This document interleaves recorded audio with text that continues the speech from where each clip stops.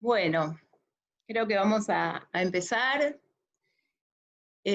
Buenas tardes a todos, a todas.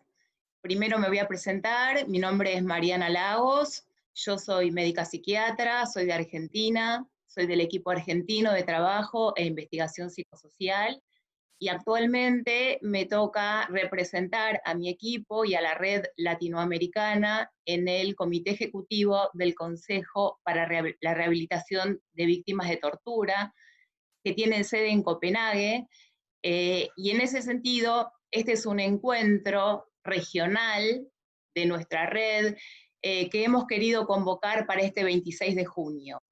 Y al mismo tiempo es un encuentro que organizamos y compartimos con mucha alegría, más allá de que les complicamos el horario con nuestros compañeros del IRCT que están en la Secretaría de Dinamarca, a quienes, bueno, y ahí también está nuestro querido compañero Jorge Aroche, que es el presidente del IRCT. Así que bueno, ya nos iremos, voy viendo las caras y me da ganas de nombrarlos a todos, pero ya nos iremos saludando y presentando. Así que bueno, así vamos a abrir este encuentro, vamos a inaugurar este encuentro de la red latinoamericana, que le hemos puesto el nombre de Desafíos de los Derechos Humanos en tiempos de pandemia en América Latina. Este es un 26 de junio que es distinto en un momento de cambio absoluto del mundo. El 26 de junio es el día de apoyo internacional a las víctimas de tortura, desde el IRCT, que es el Consejo Internacional para la Rehabilitación de Víctimas de Tortura.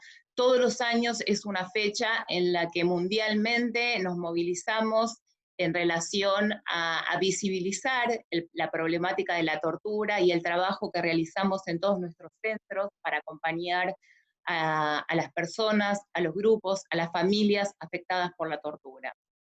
Así que de esta manera inauguramos este espacio.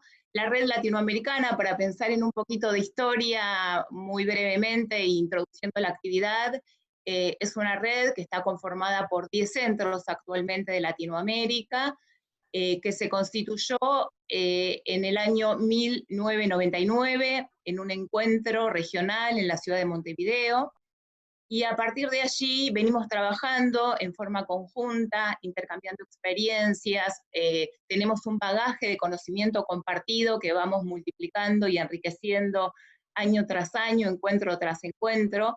El último encuentro que logramos hacer en forma presencial fue un encuentro en la ciudad de Antigua, Guatemala, en el año 2017. Y bueno, y de esta manera estamos muy felices que con estas posibilidades que les estamos encontrando para seguir la lucha de los pueblos también de esta manera virtual, inauguramos este encuentro, este primer encuentro virtual de la red y del IRCT. Así que yo en primer lugar le voy a pedir a Cris, que es un colega y un gran compañero del IRCT, que vamos a poder compartir entre todos un video, mientras que Cris, no sé si podrás compartir la pantalla para ver el video y a introducir nuestro encuentro. Le quiero agradecer muy especialmente a Cris y a Rudy, que son dos colegas del IRCT que están muy comprometidos con esta actividad, que han trabajado arduamente en ello y que, bueno, que han también posibilitado parte de la tecnología, y a Rudy en particular, que ha sido quien nos ha eh, permitido realizar este video introductorio que queremos compartir con ustedes. No sé, Cris, si está el video por allí. Sí, claro, Mariano.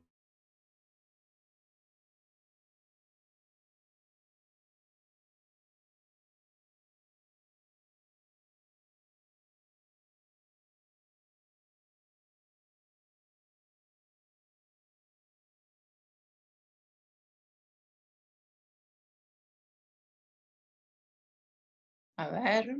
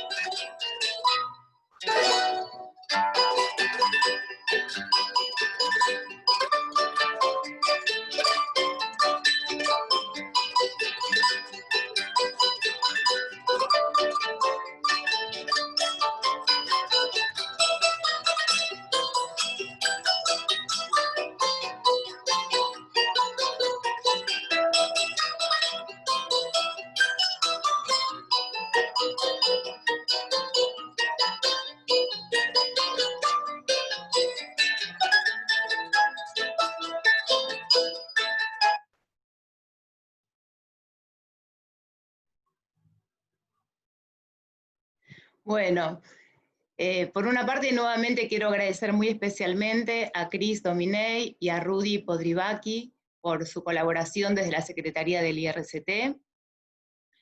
Y bueno, con estas imágenes, la verdad que me gustaría poder decir lo que decimos quienes trabajamos en salud mental y derechos humanos, que es que la pandemia, el mundo, digamos, el mundo se detuvo por la pandemia, pero la tortura no.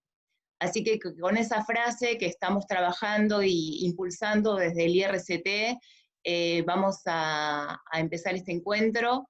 Y somos enfáticos cuando hablamos de tortura porque la definición de tortura de Naciones Unidas alude a la responsabilidad de los estados en la vulneración de los derechos humanos de los pueblos.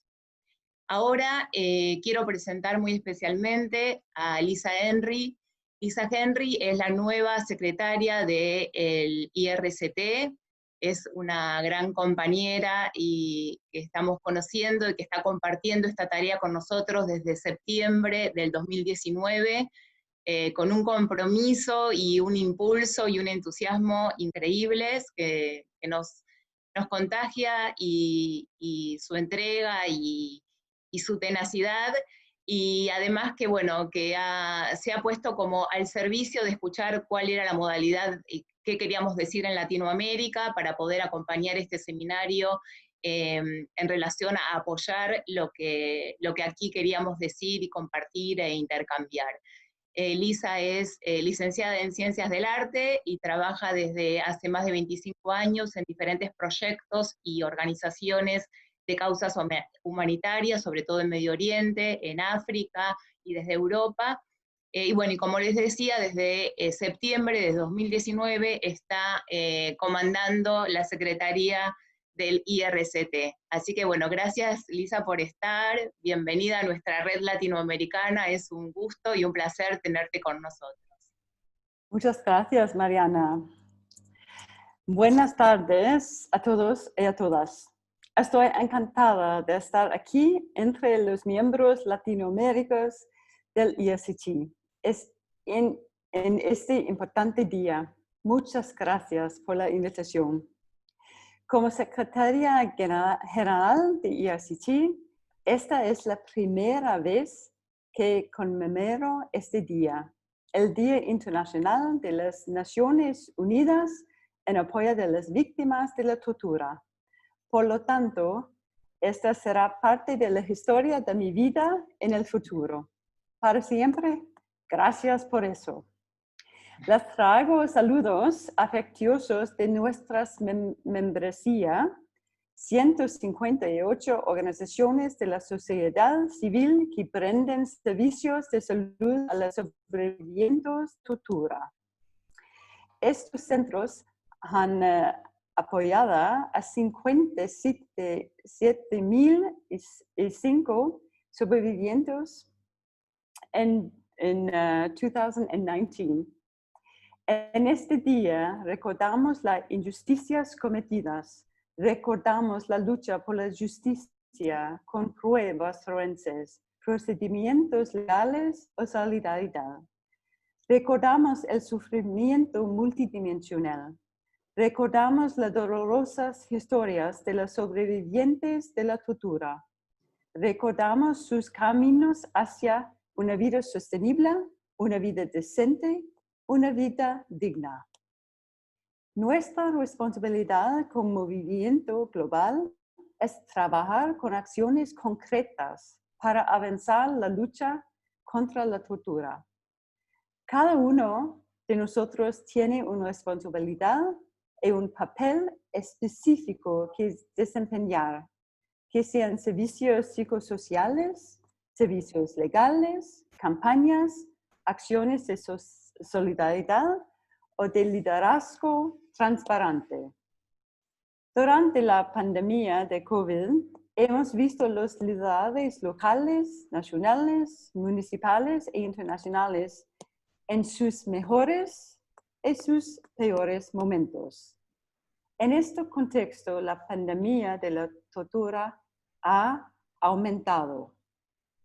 Esto se ha iluminado aún más con la campaña Black Lives Matter, con una erupción de protestas o una presencia violenta y excesiva de la policía e ejército tras la muerte de George Floyd en los Estados Unidos. A través de nuestros centros de rehabilitación en el contexto de COVID, hemos visto restricciones de movimiento, cuarentena, toques de queda, el uso de fuerza excesivo por el ejército, la brutalidad policial, asesinatos extrajudiciales, la detención arbitraria y el acoso público. Hemos visto leyes de emergencia que abandonan el Estado de Derecho y permiten la tortura. Para los sobrevivientes en el contexto de COVID, hemos visto personas detenidas sin protección, distanciamiento social o distantes, personas atrapadas en los procesos de asilo, la muerte de seres queridos, la pérdida de empleos y de ingresos, la pérdida de viviendas, la falta de comida, de escuela, de atención médica, de seguro, el aumento de la violencia sexual, la pérdida de contacto con los amigos, la familia, los profesionales de la salud en el país, uso excesivo de la fuerza por parte de la policía, la fuerza excesiva en las demostraciones de Black Lives Matter con efectos retraumatizantes, el registro ilegal de casas. Ahora, lo positivo. Hemos visto la flexibilidad de los profesionales de la salud y su personal que han pasado de la noche a la mañana a equipos virtuales. Hemos visto una rápida recapacitación del personal, pasar los protocolos de telemedicina, líneas telefónicas directas y clínicas móviles. Hemos visto la entrega de alimentos y de la asistencia económica. Hemos visto traducciones en fuentes de información por SMS, radiomensajes, etc. Hemos visto a los sobrevivientes de la tortura que se han acuerdo y contribuido con traducciones, mensajes, sesiones de yoga, meditación, charlas públicas, etc. Sigo ahora con acciones concretas para avanzar en la lucha contra la tortura. Cada uno de nosotros tiene una responsabilidad. 1. La tortura es ilegal. Es un crimen abominable. Nunca es aceptable. Habla, levántense, arrodíllese. Cuando las autoridades fallan, deben rendir cuentas. Por otros estados, usando la Convención contra la Tortura, los procesos del examen periódico y universal, etc. Por la sociedad social. Tenemos la evidencia y la voz. Los centros miembros de IRCT brindan datos de salud e evidencia forense para elevar los casos. Documentan el número colectivo de casos legales en toda la región. 3. Acción colectiva sostenida para asegurar el financiamiento de la rehabilitación de los sobrevivientes de la tortura. 4. Mayor atención a los órganos regionales de toma de decisiones y a los organismos reglamentarios contra la lucha. Para terminar, me gustaría agradecer a todos los que participen en la sesión de hoy. El IRCT reconoce la profunda importancia del trabajo de la Red Latinoamérica y estamos encantados de colaborar con nuestros centros en la región para seguir luchando contra la tortura. Muchas gracias. Bueno, muchas gracias, Lisa, muchas gracias por tus palabras, por el mensaje, muchas gracias por el español. Sabemos del esfuerzo que hiciste y salió muy bien y se entendió muy bien. Gracias. Bueno, ahora voy a presentar a mis compañeros de la red que van a presentar un contexto de la situación latinoamericana. Y aprovecho para comentar que en este caso la presentación va a estar a cargo de dos queridos compañeros que además han sido elegidos para continuar en la tarea de representación de la red latinoamericana en el IRCT a partir de octubre, que termina mi mandato. Voy a presentar entonces a Ángela Ospina, que es socióloga, defensora de derechos humanos y directora de CAPS Colombia, y a Cristian Urbalejo Luna, que es trabajador social y filósofo, actual coordinador general del colectivo contra la tortura y la impunidad, CECETI de México. Bueno, a mis dos compañeros les cedo la palabra y además el mayor de los éxitos en la tarea que les viene por delante. Gracias, Mariana. Bueno, es un placer para nosotros estar en este espacio de la red latinoamericana y del IRCT con amigos y amigos de toda la geografía latinoamericana. Y por supuesto saludar muy especialmente a los detenidos políticos y a las personas en exilio. La rápida expansión del COVID-19 ha significado un reto para todos los centros de América Latina. No solamente estamos hablando de una problemática sanitaria, sino que también nos enfrentamos a un contexto político adverso en muchos países de la región para hacer frente a esta difícil situación. Los diferentes contextos de nuestra América han implicado en cada centro y organización de derechos humanos asumir estrategias adecuadas para seguir atendiendo a los sobrevivientes de tortura y de diversas violaciones de derechos humanos. pero también ha significado que nos hemos enfrentado a diferentes problemáticas, aunque en esencia nuestro continente atraviesa por situaciones similares. Cada país está obligado a adecuar y a adecuarse de diferente manera. Nuestra presentación con Cristian dará cuenta precisamente de estos diferentes contextos, sus similitudes y diferencias, los retos y oportunidades que demanda nuestra actividad en todos estos tiempos. Es decir, que debemos acomodar todo nuestro trabajo a la dureza de lo que se presenta en América Latina, de las dificultades de desigualdad, de las dificultades de violación de derechos humanos que se presentan en América Latina. Por ello es necesario revisar muy brevemente la situación de pandemia que se vive en la región y qué ocurría en la región a nivel social y político antes de la pandemia. Tenemos que hacer una mirada desde nuestras instituciones del sacudón social institucional que estaban viviendo la mayoría de los países en América Latina. El panorama social y político que se estaba dando antes de la pandemia y la situación que siguió en el marco de la pandemia. Retomamos varias de ellas, como la crisis migratoria en Centroamérica, que tenía un énfasis muy fuerte en Honduras por la anterior gravedad y la situación de exclusión social por un lado, pero también los antecedentes duros de golpe de Estado que vivieron en el 2009.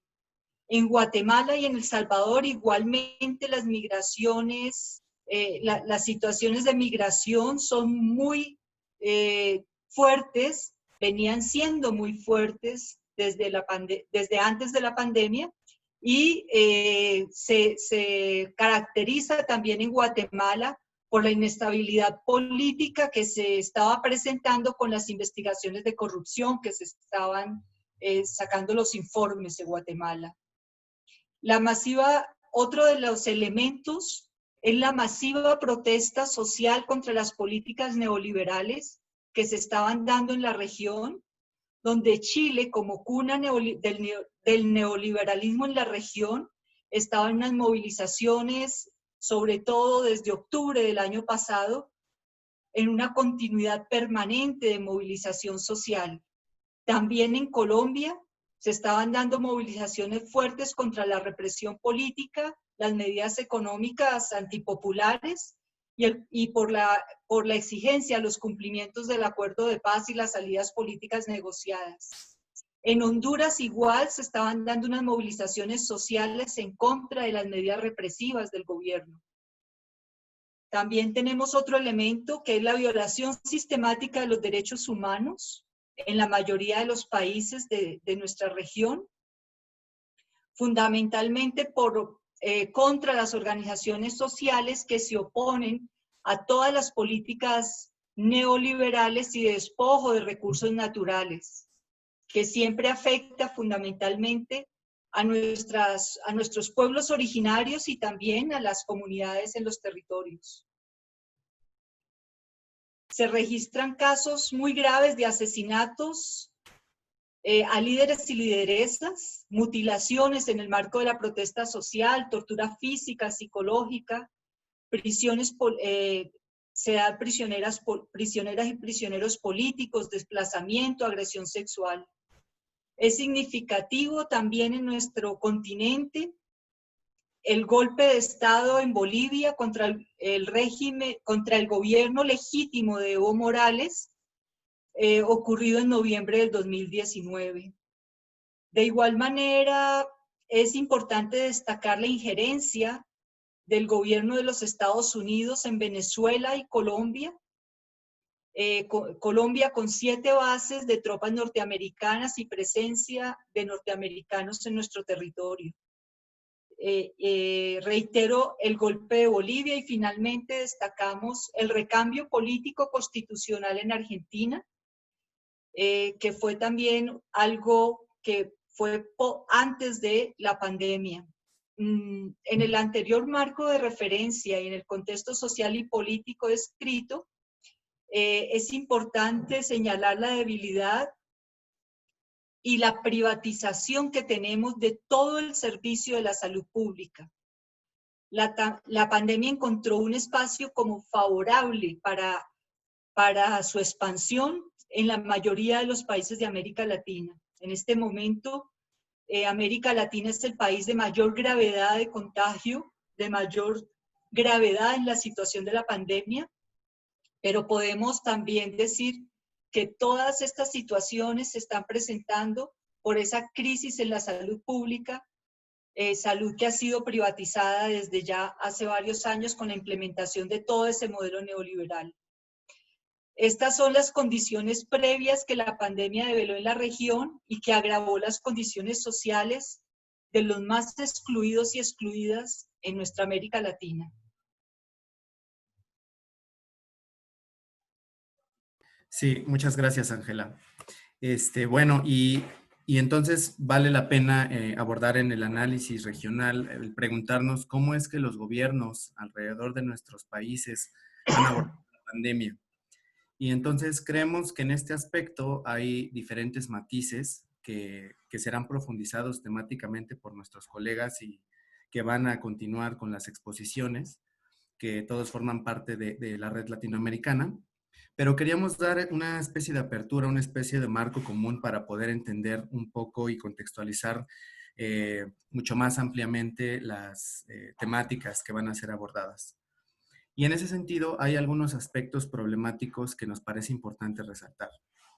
El primero es que nuestros diferentes gobiernos han manejado unos límites en los niveles de transparencia en el manejo de la información sobre la expansión de la pandemia en la mayoría de los países. Tenemos algunos casos emblemáticos, por ejemplo, cómo ha sido manejado en Ecuador, en Brasil y en Chile, y que nos parece importante tocar este punto porque precisamente ese mal manejo de la información pues ha permitido también un margen de acción de los diferentes gobiernos pues basado en el miedo y en la incertidumbre. El segundo punto es el énfasis que ha habido en el control social y el uso excesivo de las fuerzas policiales para controlar las protestas y la movilidad de las personas. Hemos tenido muchos casos registrados en los últimos meses en Colombia, en Chile, en Perú, en Bolivia, en Ecuador y en México. En Argentina, por ejemplo, si bien no se ha tratado de una política de Estado, sí es cierto que la cuarentena ha fomentado casos de violencia institucional por abusos de las fuerzas de seguridad. La gran paradoja de todo esto es que en la pandemia no se acude a la organización social y al autocuidado social y se ha enfatizado un control más que nada disciplinario desde el ámbito represivo. Al mismo tiempo, hemos visto cómo, y ya desde varios años, como lo mencionaba Ángela, a partir del auge de los gobiernos neoliberales en nuestra región, países como Brasil, como Colombia, como Chile y como Guatemala han seguido un camino que ha privilegiado la economía por sobre la salud de la población en general. Y bueno, de por sí, nuestros países han tenido históricamente una larga trayectoria de austeridades, de pobreza, de inseguridad, que con el asunto de la pandemia pues se ve mucho más agravado con una justificación que está sustentada en la idea pues de que hay que privilegiar la economía en estos tiempos en los que las cosas se han estado deteniendo. Un cuarto punto es que se develó la crisis en los sistemas de salud pública en la mayoría de los países que habían sido desmantelados y privatizados durante varios años, herencia pues de los gobiernos neoliberales y de diferentes sistemas de corrupción característicos de los gobiernos de los diferentes países de nuestra región. Y en quinto lugar, un asunto que también nos preocupa demasiado ha sido la implementación de estados de excepción, del autoritarismo y de la dictadura de ciertos gobiernos por decreto, que encubiertos por este asunto de la pandemia, pues han restringido y violado los derechos fundamentales de las personas. Hemos visto en varios países cómo se han aplicado medidas que pues evidentemente rayan en lo que podríamos llamar un estado de excepción, y que se ha aprovechado esta situación para seguir metiendo y fomentando el miedo y el terrorismo de Estado en la población. Bien, es en este marco que la pandemia desnudó aún más las consecuencias de un sistema y un modelo económico y político basado en el neoliberalismo y la violación de los derechos humanos, que justamente los movimientos sociales estábamos impugnando por injustos, meses y años antes de la llegada a la región de la pandemia del COVID-19. Quizás en el escenario por la pandemia podamos superar las pandemias sociales heredadas del neoliberalismo y superar la barbarie que hemos tenido en violaciones de derechos humanos. Pues bien, la Red Latinoamericana les da la bienvenida a este encuentro que consideramos sumamente importante en estos tiempos en que el confinamiento físico nos ha puesto sobre la mesa retos para los encuentros presenciales. Sin embargo, pensamos que el confinamiento físico no debe significar que nos confinemos socialmente. Como red, consideramos que la unidad y la discusión de estos temas tan importantes pueden ayudarnos a llevar estas reflexiones y discusiones a nuestras propias geografías, de tal suerte que continuemos fortaleciendo procesos en la lucha por la defensa de los derechos humanos y contra la tortura y la impunidad. Nosotros y nosotras creemos que un mundo de justicia es posible. Muchísimas gracias.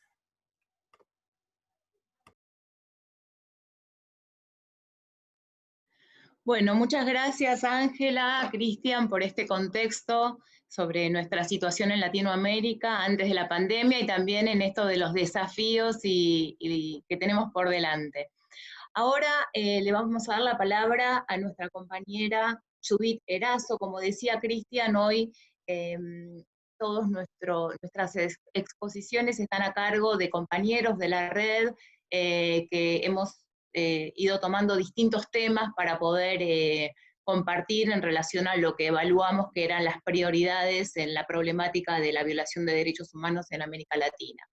Así que ahora le voy a dar la palabra a Judith Erazo, que nos va a compartir una presentación sobre migraciones y desplazamientos forzados. Judith es psicóloga clínica, actualmente coordina el programa de migraciones del equipo de estudios comunitarios y acción social ECAP de Guatemala, y es una militante y luchadora de hace muchos años y una querida amiga. Así que Judith, tenés la palabra.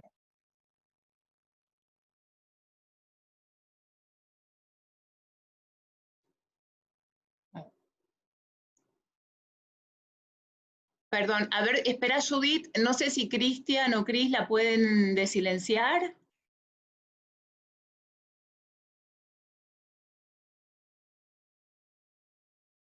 Ya le piqué, pero...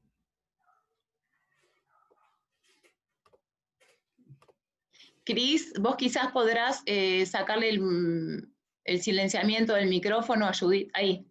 Ya está, ya está. Sí, bueno.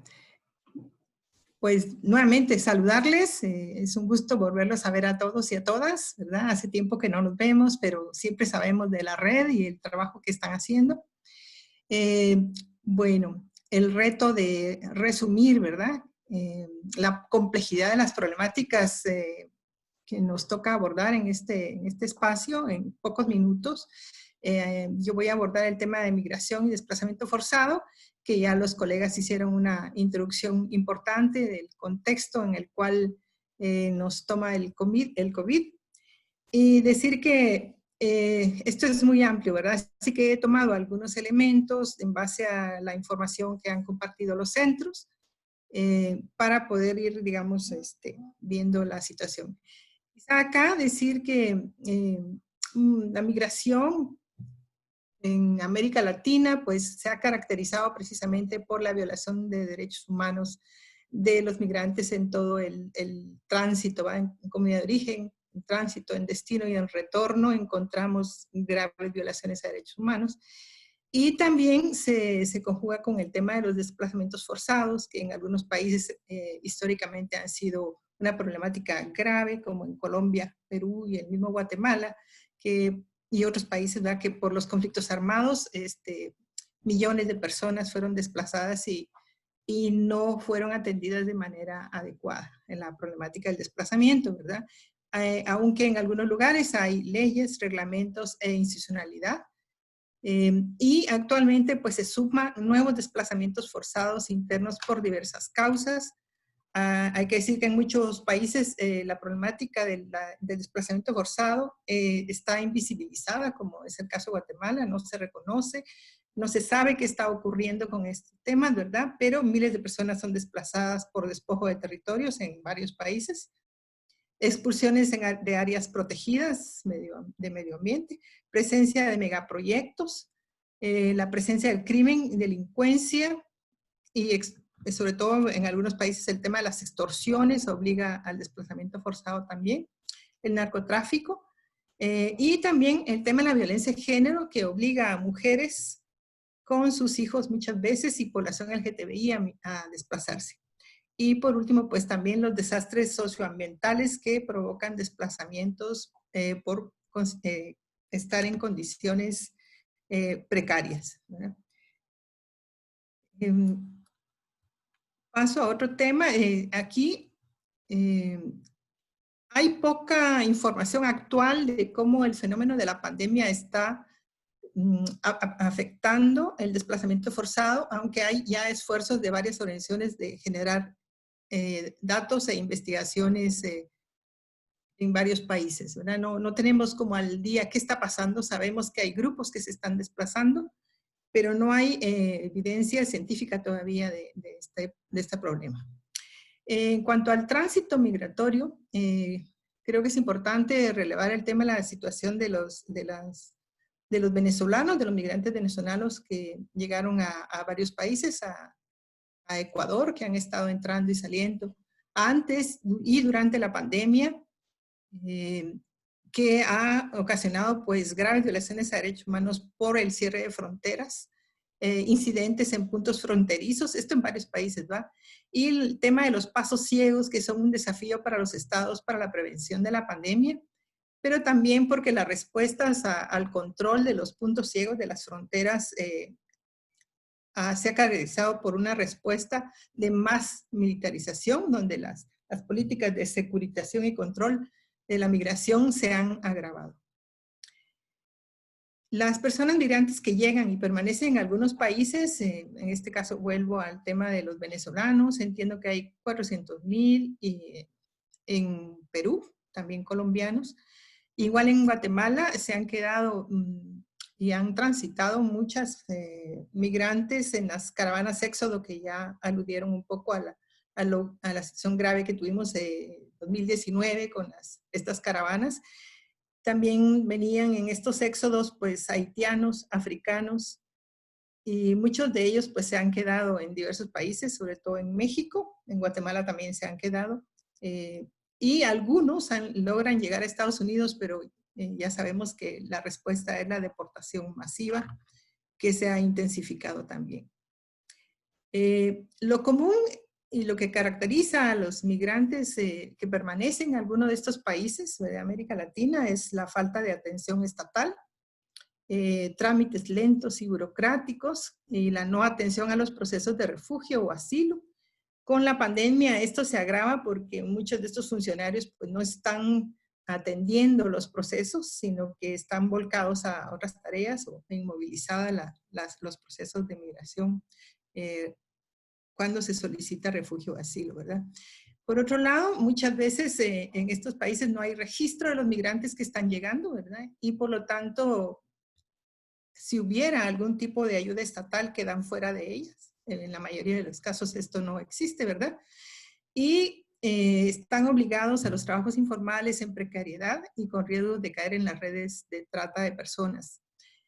Algunas personas podían tener cierta estabilidad de negocios propios, pero la crisis, digamos, económica que ha ocasionado la pandemia también ha hecho perder estas formas de sobrevivencia que algunos de los migrantes habían establecido en varios países. Por otro lado, los cierres al retorno de connacionales se ha dado. Aquí resalta el tema de Bolivia, donde se cerró la frontera para que entraran los bolivianos, ¿verdad? Según nos comentan los colegas, y sí se apoyó a extranjeros que querían retornar, pero muchas limitaciones para que lograran regresar los bolivianos. Judith, discúlpame, tendrías que ir redondeando, ¿sí? Perdón, en 2 Sí, sí. minutitos. Ya. Bueno, sí. Bueno, el tema de la pandemia, lo que encontramos es que toma a los estados en una situación donde no sabían cómo actuar, y esto obviamente creó un desorden y una falta de respuesta pronta y con protocolos en varios países, ¿verdad? Ante el brote de coronavirus, con lo cual, digamos, se crearon crisis humanitarias en varios países también, ¿verdad? Además, por otra parte, en los países del norte de Centroamérica, la firma anterior de los ACAS ha provocado también un caos con la deportación masiva que se tuvo en los primeros meses de este año, que se mantuvo esa deportación después de la pandemia. Y bueno, por ahí está. Los protocolos sanitarios se establecieron mucho después, mes y medio después en varios países, con lo cual, digamos, antes de eso se creó, digamos, una condición que propició el estigma y los prejuicios contra las personas que venían deportadas de Estados Unidos y México, sobre todo en Centroamérica, ¿verdad? Y una crisis social muy, muy importante por el rechazo de las comunidades a las personas por no prever, digamos, los protocolos sanitarios y que estuvieran cuidados. No sé por ahí si todavía tengo algún minutito o ya. Un minuto. Bueno, decir que en general observamos con preocupación, digamos, que la migración sigue siendo un tema en el cual se va negando el cumplimiento de los derechos humanos, se violentan los procesos adecuados de protección humanitaria internacional y se coloca en condiciones de mayor vulnerabilidad a las y los migrantes, refugiados, enfocados únicamente en temas de seguridad y militarización, y actualmente esto se agudiza por la crisis sanitaria. Creo que también es importante mencionar que los gobiernos han eludido el abordaje de las causas estructurales que motivan la migración, que aún persisten en toda América Latina como consecuencia de la pobreza, la corrupción, las violencias político-sociales, la criminalidad, la exclusión social, la falta de oportunidades de trabajo e impactos del cambio climático también. Un poco por ahí esos últimos 2 mensajes para concluir. Muchas gracias. Bueno, gracias a vos, Judith, por todo este paneo de la situación actual tan difícil que tenemos en Latinoamérica. Bueno, vamos a pasarle ahora la palabra a nuestra compañera y tocaya mía, Mariana Castilla Calderas. Mariana es psicóloga social y maestra en Derechos Humanos y Democracia, y es actualmente cocoordinadora del Colectivo contra la Tortura y la Impunidad, CECETI de México. Mariana. Hola a todos, todas. ¿Me escuchan? Muchísimas gracias, Mariana. Gracias a todos por parte del Colectivo contra la Tortura y la Impunidad. Les agradecemos este espacio para poder dar una mirada de la condición en la que se encuentran las personas privadas de la libertad. Como bien dijo Lisa y Mariana al inicio, creemos que estos espacios son muy importantes ante el actual aislamiento en el que nos encontramos y que muchas personas se encuentran con situaciones de salud mucho más vulnerables o vulnerabilizadas. Voy a compartir la pantalla para poner algunos datos. Listo. Bueno, uno de los grupos que se encuentra en condiciones mucho más vulnerables pues son personas privadas de la libertad. Vamos a dar una mirada aquí particularmente de las personas que se encuentran en prisiones en Latinoamérica, aunque entendemos que las personas privadas de la libertad no solamente son quienes se encuentran en cárceles, sino también en hospitales y actualmente en centros de estancia migratoria. Sabemos que que una persona se encuentre bajo la custodia del Estado genera una obligación reforzada del Estado en cuanto a sus derechos humanos, particularmente porque ellas tienen el acceso restringido a sus derechos. Es decir, hay muchos aspectos que ellos no van a poder satisfacer por sí mismos o acceder. Uno de ellos es la salud. Entonces, en varios organismos de derechos humanos, en varios tratados de derechos humanos, está muy claro que tienen derecho a la dignidad. Es un derecho inherente al ser humano. Pueden estar privados de la libertad, pero eso no significa que sus condiciones de vida sean indignas. Sin embargo, encontramos en distintos informes a lo largo de estos años, en la documentación que realizan las organizaciones de derechos humanos, que se da una violación sistemática de los derechos de personas que se encuentran privadas de la libertad. Particularmente en México, tengo un problema aquí. Particularmente en México hay algunos datos que nos permiten una mirada y un diagnóstico nacional de supervisión penitenciaria, el último en 2009, donde precisamente nos da la mirada que uno de los derechos vulnerados, las quejas, el mayor número de quejas que presentan ante organismos de derechos humanos tiene que ver Mariana, discúlpame, Mariana, un ¿Sí? minuto. No, que sé, es poco 10 minutos, pero habla un poquito más despacio para que te podamos seguir mejor, me parece. Por favor. Listo, gracias. Entonces, en México en particular, las quejas por violaciones a derechos humanos se dan particularmente en el tema de la salud. Varios informes, como decía, encuentran que hay deficientes condiciones materiales y higiene en áreas médicas, hay falta de equipo y particularmente una situación que preocupa mucho es las condiciones de hacinamiento. Casi la mitad de las personas en México, de acuerdo al informe Sombra que presentaron organismos de la sociedad civil en la última revisión del Comité contra la Tortura en la ONU, decía que por lo menos la mitad de las personas comparten su celda con 5 personas más. Además de esto, encontramos pues, diversos actos de corrupción. Es importante entender que en las cárceles se encuentra un sistema económico propio de este orden social, de este orden de control. Sabemos que las personas que van a terminar en prisión generalmente son personas en condiciones de pobreza que no tienen acceso a una defensa adecuada. Muchos de los aspectos que además de esta vulnerabilidad que ya tienen son los actos de corrupción. Deben de pagar por recibir servicios como comida, agua, una cama adecuada, por pasar al baño o por recibir visitas conyugales. Esto va a ser relevante porque vamos a ver que actualmente en la contingencia muchos de estos aspectos no se encuentran con la posibilidad de que los familiares les den este apoyo. Entonces, eso es un escenario importante para entender. En México se instaló por parte de un organismo de derechos humanos un mecanismo de monitoreo.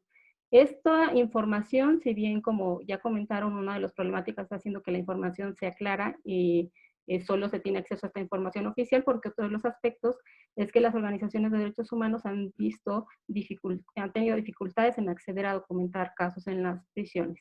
Entonces, actualmente se tiene solamente el acceso a datos oficiales y que consideramos que pueden ser mayores las cifras. Sin embargo, ya con esos mismos datos oficiales, una cosa relevante es que, por ejemplo, la tasa de letalidad en centros penitenciarios es mayor.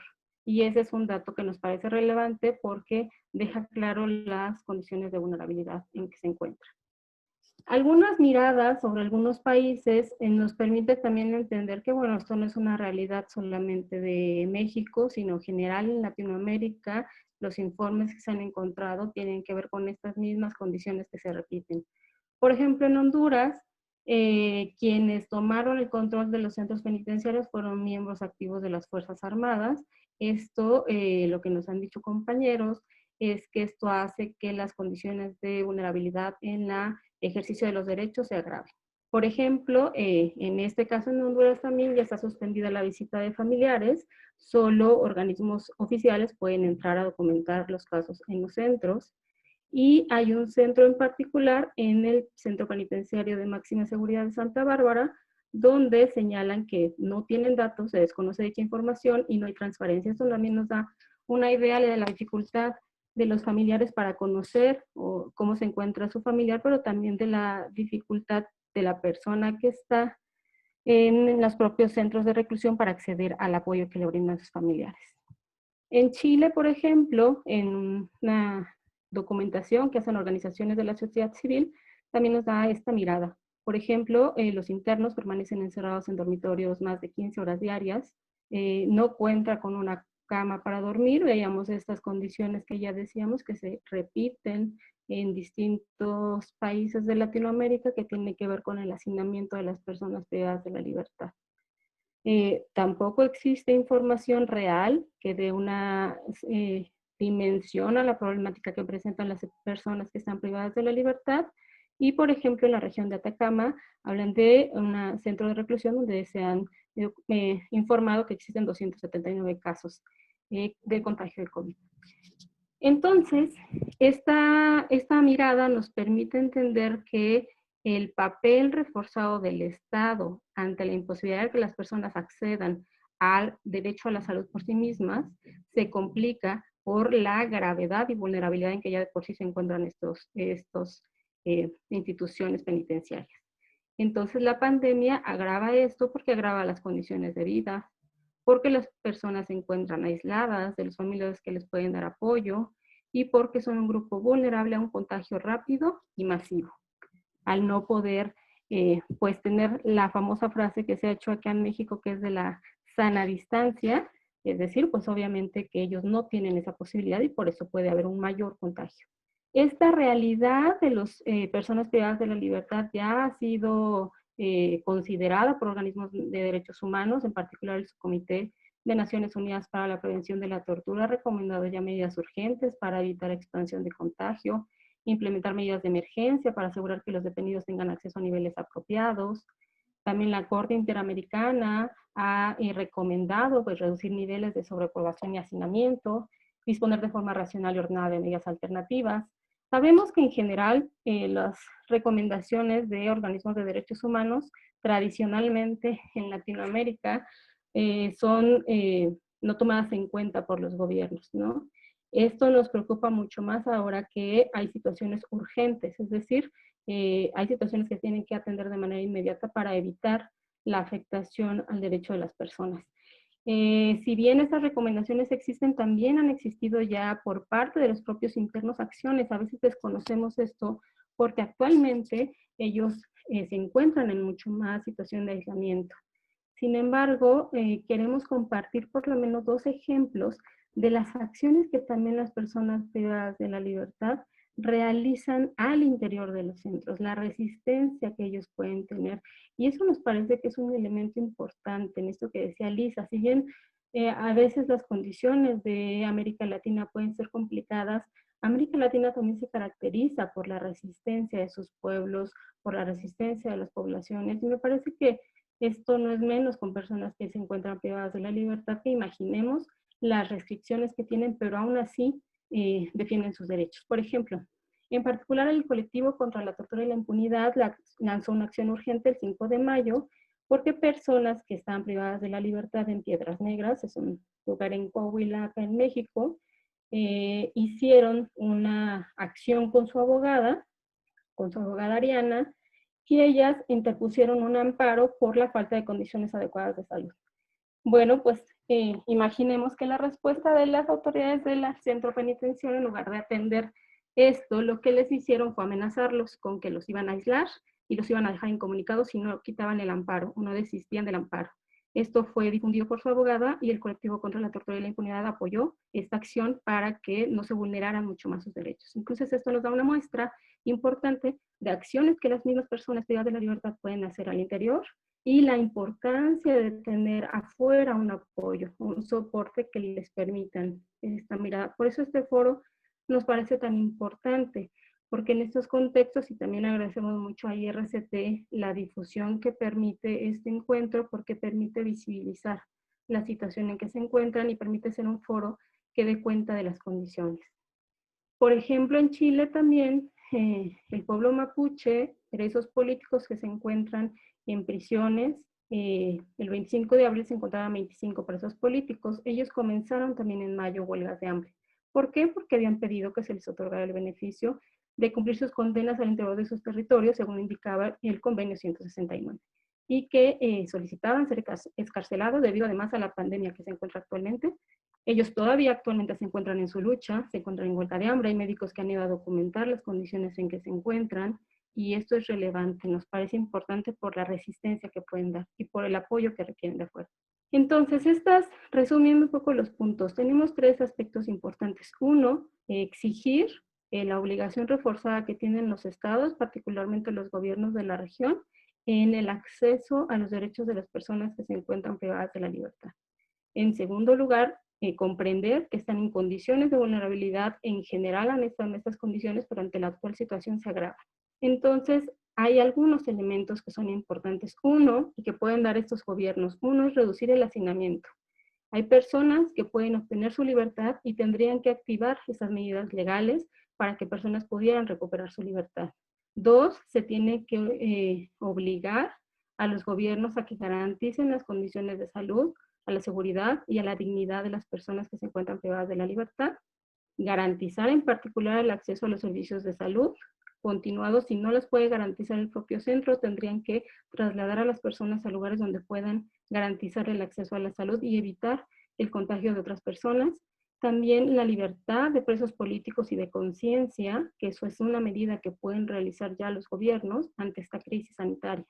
Porque además, pues, si ellos tuvieran una vulneración de sus derechos y si eso derivara en la privación de su vida, estarían agravando la condición de violación a sus derechos que ya de por sí existe. Liberar a migrantes de los lugares donde se encuentran detenidos, de las estaciones migratorias que no garanticen un acceso a la salud, entendiendo que cuando están bajo la custodia del Estado tienen que garantizarles sus derechos. Si no lo pueden hacer, tendrían que dejarlos salir de esos lugares y permitir el acceso a organizaciones de la sociedad civil a ayudar y a documentar. En México lo que comenzó ya ha seguido pasando, en particular en la frontera sur con Guatemala, ha sido la dificultad de los organismos de derechos humanos a acceder a conocer la situación en la que se encuentran los migrantes. Y finalmente también una acción que pueden hacer es la libertad de las mujeres que están detenidas por haber ejercido sus derechos sexuales y reproductivos, particularmente el derecho al aborto. Esas pensamos que son acciones que pueden hacer en este momento. Entonces, esa es una mirada que nos permite dar cuenta de, voy a dejar de compartir la pantalla. Bueno, estos son algunos datos que queríamos compartir y que nos dan una mirada de la importancia de difundir la situación en la que se encuentran, la importancia de que las organizaciones puedan seguir siendo apoyadas para que a su vez puedan prestar la voz a las personas que se encuentran impedidas de acceder y luchar, bueno, de acceder a sus derechos, porque luchar por sus derechos lo están haciendo y son algunos ejemplos que les presentamos. Muchas gracias. Bueno, muchísimas gracias, Mariana, excelente la presentación.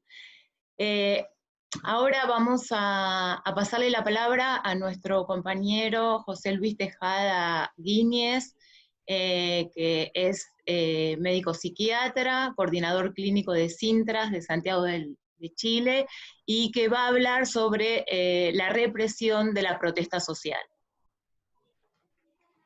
Bueno, ¿me escucho? Sí. ¿Sí? Primero veo muchas caras conocidas, que en buena hora, y quiero solidarizar primero con todos los sobrevivientes de tortura, sus familias, sus comunidades hoy, y también con todos los activistas que estamos aquí en el trabajo arduo de erradicar la tortura y conseguir un mundo más justo.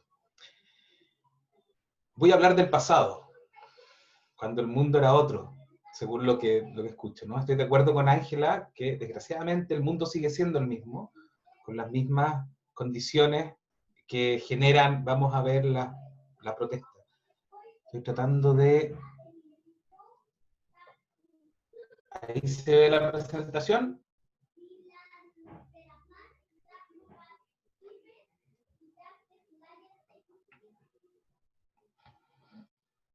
Ya. Mariana, tú me avisas cuando se me esté acabando el tiempo. Este es un tema muy amplio, muy sentido por Latinoamérica. Voy a tratar de resumir y dar aspectos principales de la situación de la represión de la protesta social en Latinoamérica durante el último tiempo, dando quizá algunas luces de lo que pasa en la situación de pandemia, pero sobre todo lo que pasaba en este mundo prepandemia, ¿no? Primero, vamos a partir hablando de las formas en cómo se relaciona la desigualdad social, la violencia y las protestas en América Latina, haciendo especial énfasis en el concepto de la resistencia, ¿no? a la desigualdad. La tortura en América Latina y el mundo ocurre especialmente en contexto de comunidades y personas que se movilizan frente a distintos tipos de injusticia. En el año 2019 fue de una importante turbulencia política y social en muchos países latinoamericanos, ¿no? En esta América Latina con problemas crónicos de derechos humanos, instituciones fragilizadas, corrupción y sobre todo mucha desigualdad. Ahí, ya. Bueno, para nadie es una sorpresa que América Latina es desigual, tanto en ingresos como acceso a derechos humanos esenciales. Y esta historia de desigualdad se puede rastrear hasta su pasado colonial, y siempre se ha mantenido de la mano con violencia sociopolítica y estructural. Los modelos socioeconómicos desiguales y segregadores y modelos políticos autoritarios van a reforzar y mantener esta desigualdad, que es siempre hermana de la violencia. Como para algunos datos, el informe sobre desarrollo humano del PNUD del 2019 nos muestra una América Latina que es la región más desigual del globo, ¿no? Y trata de encontrar explicaciones a este desasosiego visto en la región en 2019, ¿no? Donde da cuenta que más de un tercio de la población, cerca de un tercio de la población vive bajo la línea de la pobreza, como no puede acceder a condiciones básicas de vida, ¿no? Y dice textualmente que existe un hilo conductor a las olas de las manifestaciones. Dice, la profunda y creciente frustración que generan las desigualdades. Entonces ya podemos ver cómo, de algo que entendemos, cómo la desigualdad y las manifestaciones están íntimamente ligadas, ¿no? Desde una mirada psicosocial de la violencia, en lo que pueden ver en el monito de abajo, entendemos una explicación de esta asociación en el ciclo de la violencia, donde las desigualdades institucionalizadas en lo económico, en lo político, dan cuenta de esta violencia estructural, que también se llama la violencia opresiva, a la que se enfrentan amplias proporciones de la población en Latinoamérica. Esta violencia genera una resistencia expresada en la protesta social, que puede devenir en violenta también, ¿no? Y que son diversas expresiones más o menos organizadas de personas y comunidades que manifiestan resistencia a estas desigualdades. Y la respuesta desde el poder generalmente se expresa con una violencia represiva, donde se utilizan las instituciones y el monopolio constitucional del uso de la fuerza, ¿no? Entonces ahí podemos entender la asociación entre desigualdad, movilización y protesta. ¿Qué pasó en el 2019 si es que Latinoamérica seguía siendo tan desigual como antes, ¿no? Y seguía, es una pregunta, finalmente. Los actores sociales que se manifiestan y protestan contra las desigualdades están en un especial riesgo de sufrir tortura por fuerzas públicas de orden, ¿no? Las fuerzas del Estado intentan mantener este orden desigual, ¿no? Y así se cierra el círculo. Si bien la protesta social no es un fenómeno novedoso, en el año 2019 fue un año de muchas manifestaciones masivas contra la desigualdad, millones de personas en Latinoamérica en las calles, resistiendo a la corrupción, la degradación medioambiental, la situación de la mujer, la impunidad, la situación de los pueblos indígenas. En general hubo respuestas represivas de los estados y criminalización de la protesta social. De eso da cuenta el informe anual de Amnistía Internacional del 2019, donde habla de la región, y nos dice que durante el año hubo por lo menos 210 fallecidos en el contexto de protesta por violencia directa de gente del Estado. Hay más muertos en contexto de las protestas, pero aducidos directamente a gente del Estado. Cientos de lesionados. Protestas muy masivas, como les decía, millones de personas en Haití, Bolivia, Chile, Colombia, Ecuador, Honduras, Nicaragua, Venezuela, Argentina, o sea, en muchos sectores de la región fue algo que se vio, en su gran mayoría pacífica y con actores diversos. También el informe de Amnistía da cuenta de respuestas principalmente represivas, cosas que se repiten en la región, ¿no? Brutalidad policial, tortura, medios letales de fuerza, hostigamiento a comunidades y personas movilizadas, detenciones arbitrarias, ¿no? Uso de medios letales de fuerza, ¿no? Y de medios que llaman no letales, pero que pueden ser letales o dejar mutilaciones serias. Y la impunidad como una norma más que una excepción en las violaciones a derechos humanos, tanto actuales como las del pasado, ¿no? Hay una deuda. Y habla de actores sociales en especial riesgo, ¿no? Manifestantes, líderes sociales, indígenas, medioambientales, de derechos humanos, estudiantiles, estudiantes movilizados y líderes estudiantiles de la diversidad sexual. Un especial acápite del informe habla de los homicidios a líderes y activistas, generalmente en estado de permanente movilización, ¿no? Especialmente importante en el caso de Colombia, donde ha habido muchas personas desde el 2016, nos contaban nuestros compañeros colombianos, más de 902 asesinatos a líderes sociales desde las conversaciones de paz, y en pandemia 74 asesinatos de líderes y lideresas, ¿no? En derechos humanos y de las comunidades. Y especialmente difícil es la situación de los periodistas en México, donde es la región que tiene más asesinatos a periodistas también,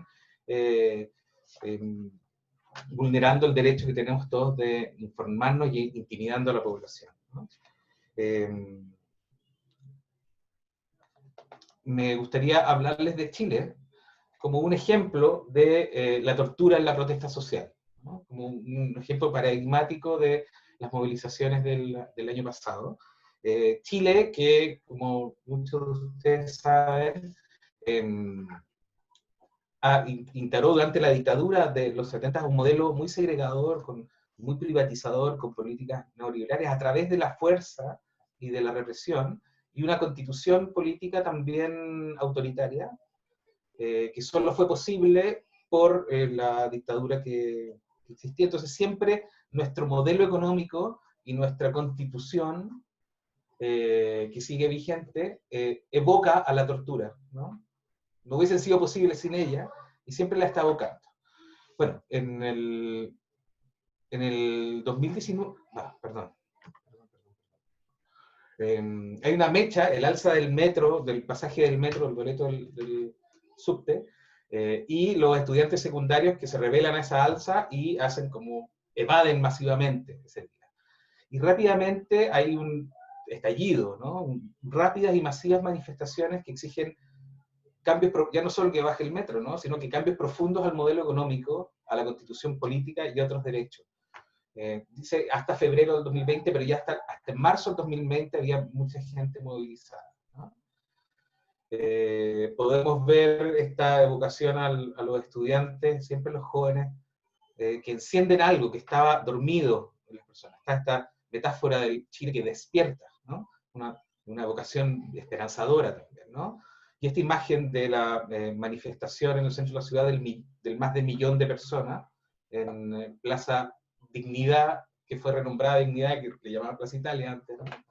Que habla de la masividad, ¿no? Otro fenómeno muy característico es la irrupción en este contexto de otra desigualdad y opresión cultural y estructural, que es la violencia machista. Entonces, las imágenes y la presencia de la movilización por los derechos de la mujer fue algo que a todos nos conmovió, y que las representaciones ocurridas en el contexto de la violencia dieron vuelta al mundo, ¿no?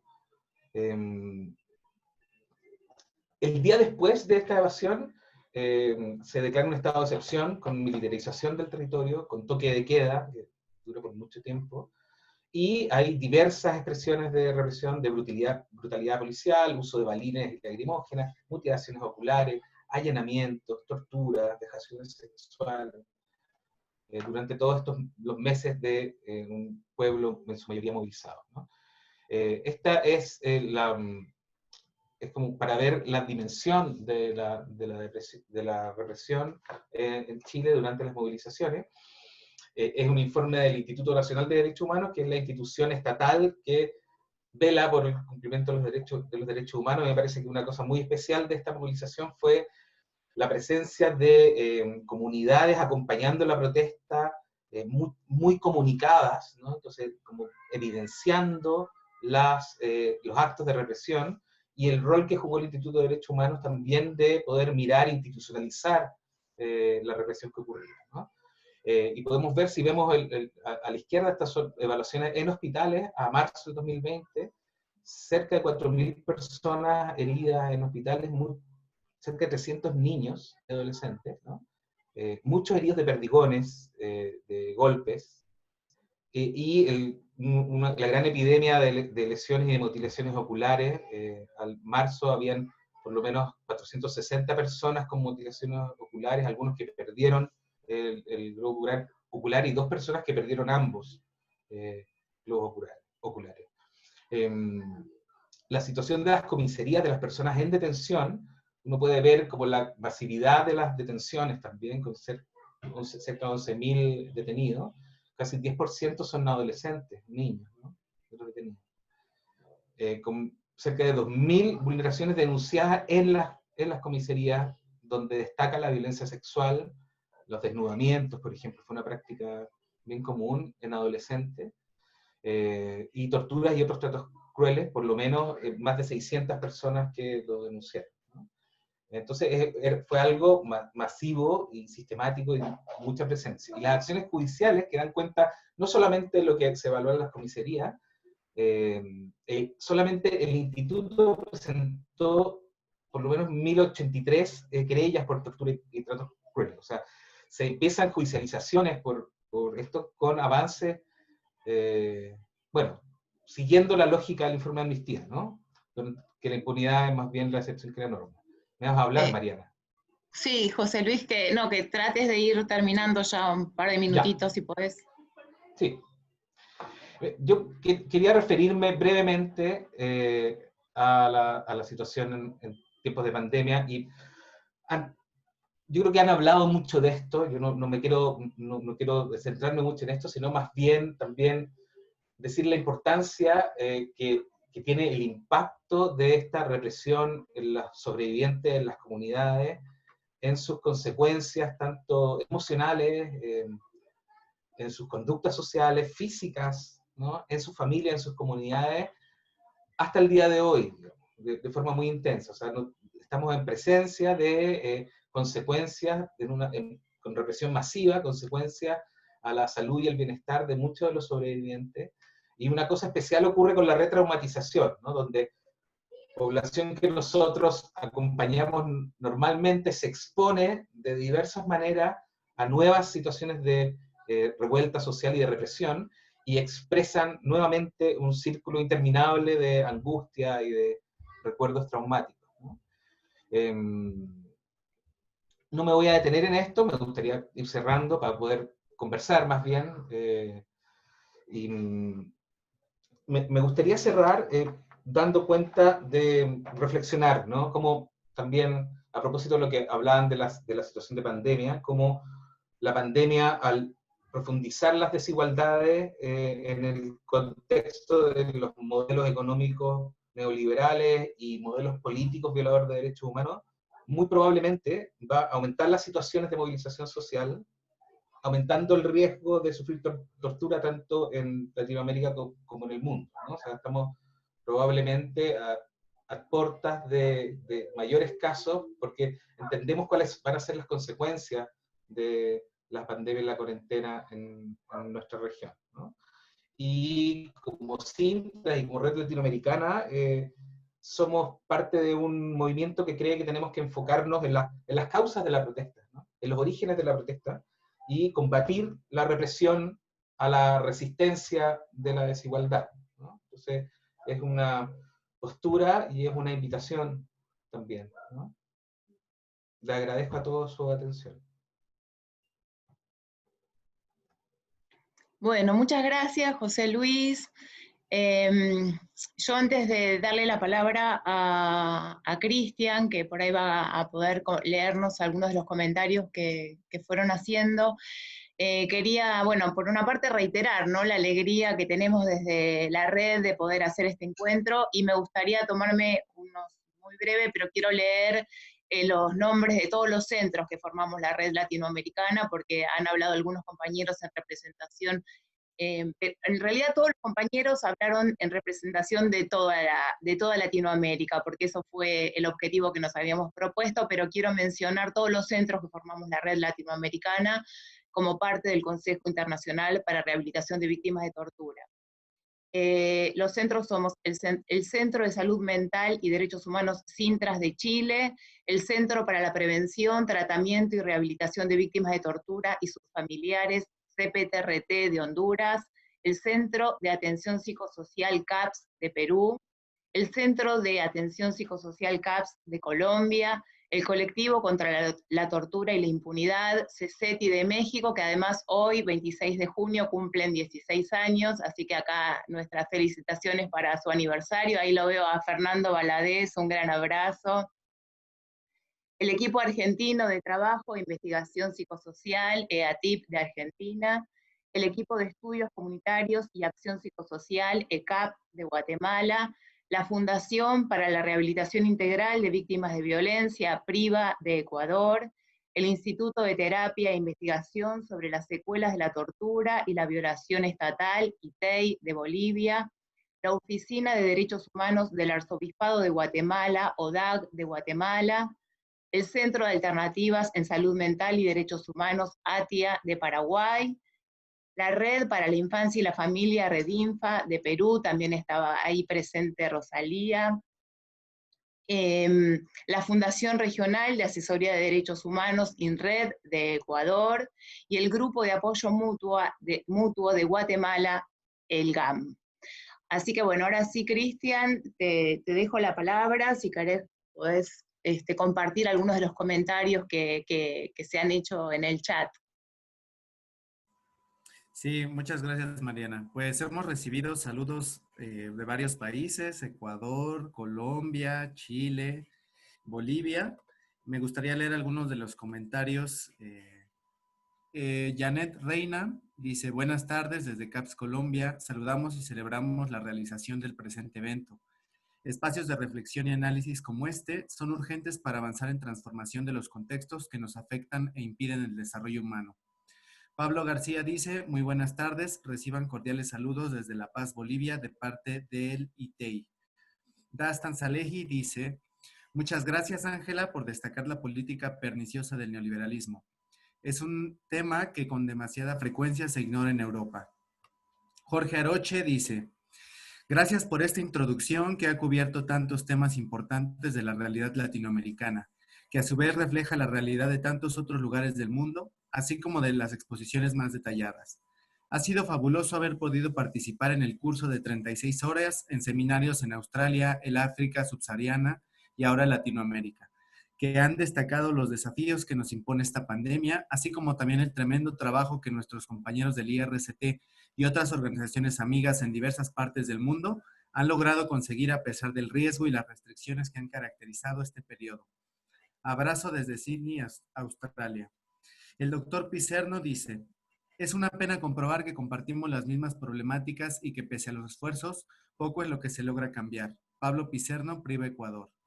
Ángela comenta, la masacre ocurrida en plena pandemia en Colombia en la cárcel modelo de Bogotá, el 21 de marzo del presente año, se presentó el asesinato por parte de la fuerza pública de 23 muertos, 82 heridos y la tortura física a un centenar de detenidos, como castigo por las protestas registradas con ocasión de la exigencia de condiciones preventivas ante la pandemia. Cristian Urbalejo comenta, en México, de acuerdo con información proporcionada por familiares y difundida en medios de comunicación, Giovanni López Ramírez fue detenido de manera arbitraria y violenta el 4 de mayo del 2020 por policías municipales de Ixtlahuacán de Los Membrillos, Jalisco. La causa de la detención fue no usar cubrebocas en la vía pública. Al día siguiente, 5 de mayo, su familia tiene conocimiento de que estando bajo custodia de dichas autoridades había sido privado de la vida. Y finalmente, Ángela de nuevo comenta, en Colombia, en los últimos 15 años se han registrado 34 asesinatos de manifestantes por el uso de armas letales por parte de este escuadrón policial. Más de 45 que han perdido órganos vitales como brazos, piernas y ojos y aproximadamente 20 agresiones sexuales denunciadas dentro de los tantos hechos de abuso policial.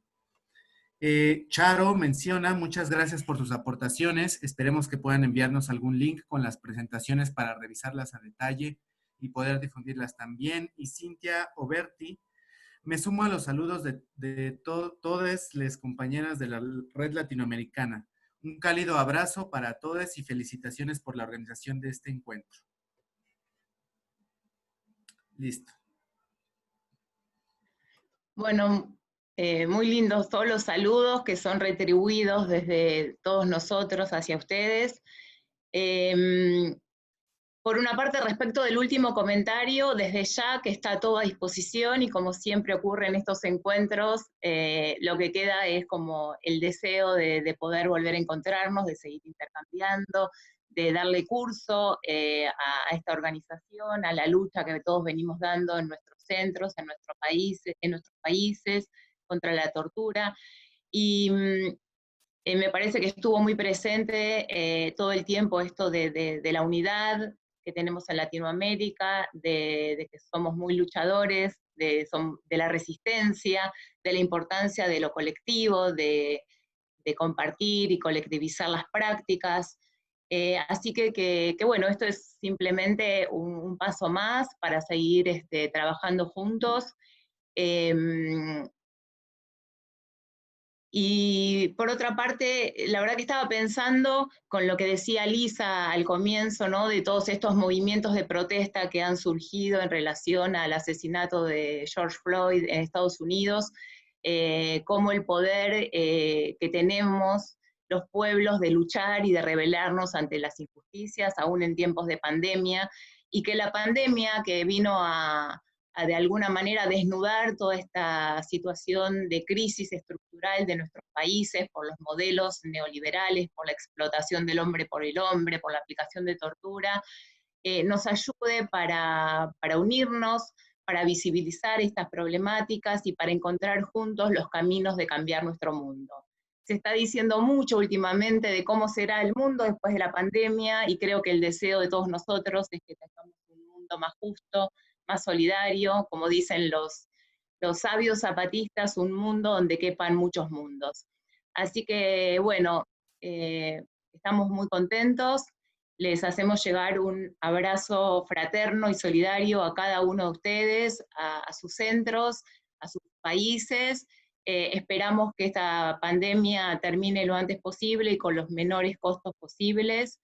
Realmente muchísimas gracias, veo algunas caras, pero bueno, los quiero abrazar justo ahora que no se puede a cada uno de ustedes y agradecerles infinitamente por el compromiso, por la presencia y invitar a que sigamos trabajando juntos.